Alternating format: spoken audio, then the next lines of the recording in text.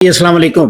बीमार हो के बंदा दवाई खाण तो बाद जे तंदुरुस्त हो जावे ते ਇਹਦੇ ਤੋਂ ਵੱਧ ਕੇ ਅੱਲਾ ਦੀ ਨਿਮਤ ਕੋਈ ਨਹੀਂ।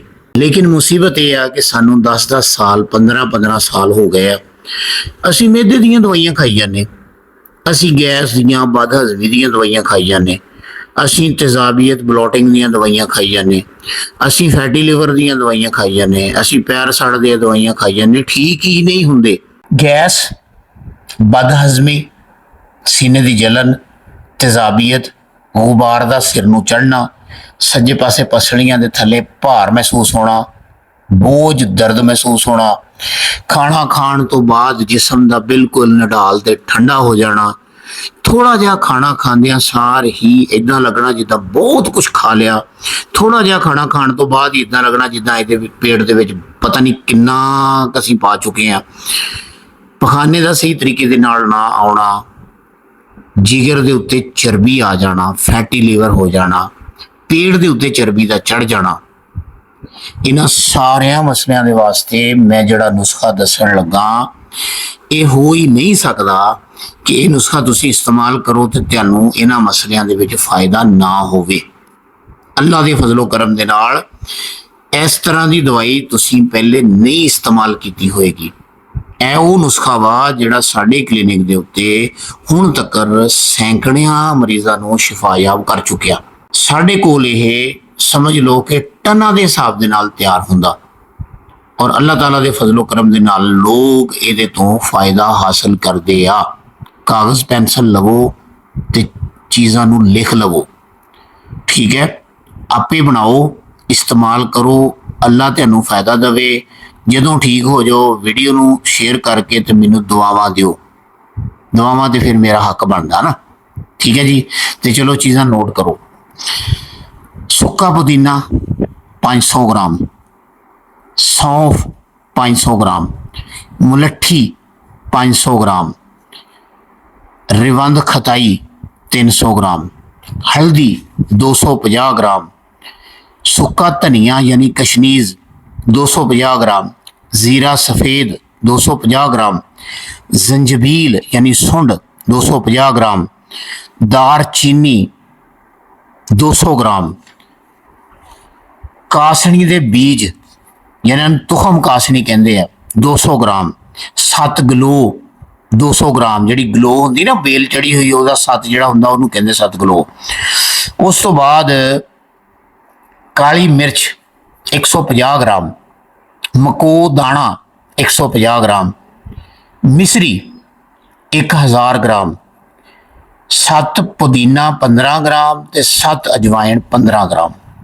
हुण होर दे नाल मेरी गल सुनियो, जिन्हां लोकां नूं शुगर आ उन्होंने मिश्री विच नहीं पानी, उन्होंने 1 ग्राम का कैप्सूल भरना वा।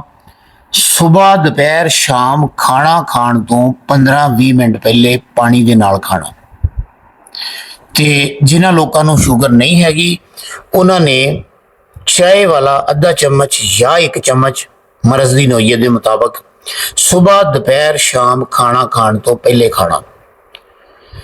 ते जिहड़े लोग सिर्फ बदहजमी तेजाबीयत के मरीज़ आ वो 1.5 to 2 महीना इन्हूं इस्तेमाल कर लैण। लेकिन जिहड़े लोकां दे विच गैस बदहजमी तेजाबीयत जलन ब्लॉटिंग फिर उस तो बाद जिगर दे उत्ते भार लीवर का फैटी हो जाना जिन्हां दा मसला बन गया वो कम अज़ कम इन्हूं 4 महीने इस्तेमाल करन।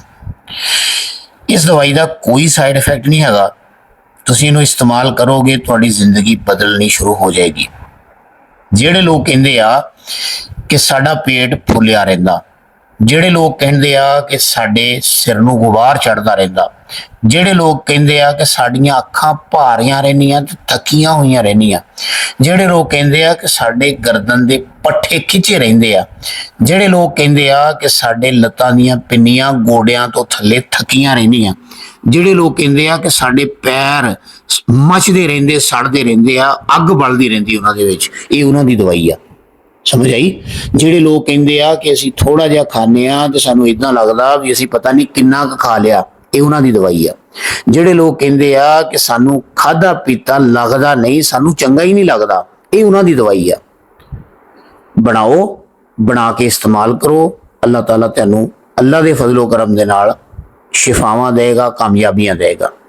ਜੇ ਨਹੀਂ ਬਣਾ ਸਕਦੇ, ਸਾਡੇ ਕੋਲ ਬਣਿਆ ਹੋਇਆ ਵੀ ਮਿਲ ਸਕਦਾ, ਠੀਕ ਹੈ। ਉਹਦੇ ਵਾਸਤੇ ਤੁਹਾਨੂੰ ਸਾਡੇ WhatsApp ਤੇ ਰਾਬਤਾ ਕਰਨਾ ਪਏਗਾ 0379144376 ਤੇ 77। ਇਹਨਾਂ ਦੋਨਾਂ ਨੰਬਰਾਂ ਦੇ ਉੱਤੇ WhatsApp ਆ। ਜੇ ਤੁਸੀਂ ਸਾਡਾ ਕਲੀਨਿਕ ਵਿਜ਼ਿਟ ਕਰਨਾ ਹੋਵੇ ਤੇ ਮੇਨ ਬਾਜ਼ਾਰ ਮਾਨਟਾਊਨ 66 ਧਾਂਦਰਾ ਝੰਗ ਰੋਡ ਫੈਸਲਾਬਾਦ ਤੇ ਜੁਮੇ ਵਾਲੇ ਦਿਨ ਛੁੱਟੀ ਹੁੰਦੀ ਹੈ। ਵੀਡੀਓ ਨੂੰ ਸ਼ੇਅਰ ਕਰ ਦਿਓ ਕਿਉਂਕਿ ਇਹ ਸਦਕਾ ਜਾਰੀਆ ਵਾਸਤੇ ਆ।